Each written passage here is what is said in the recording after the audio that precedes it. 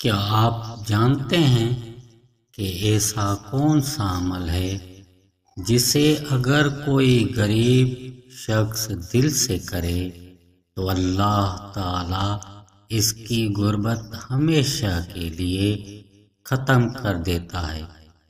یہ کوئی جادو نہیں، نہ ہی دولت کی دوڑ، یہ ہے اللہ پر مکمل بھروسہ اور سچی دل سے مانگنا۔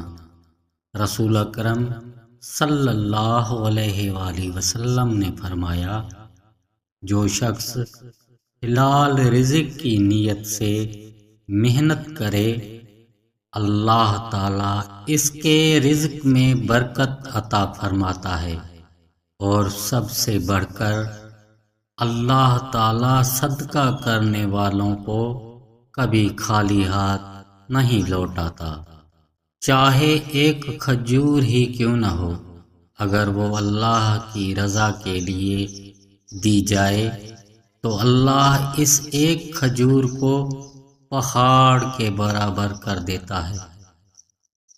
جب بندہ اپنی کمائی میں سے کسی اور کو دیتا ہے تو وہ کم نہیں ہوتا، بڑھتا ہے۔ اللہ تعالی نے قرآن میں فرمایا، ترجمہ: جو کچھ تم اللہ کی راہ میں خرچ کرتے ہو، اللہ اس کا بدلہ ضرور دیتا ہے۔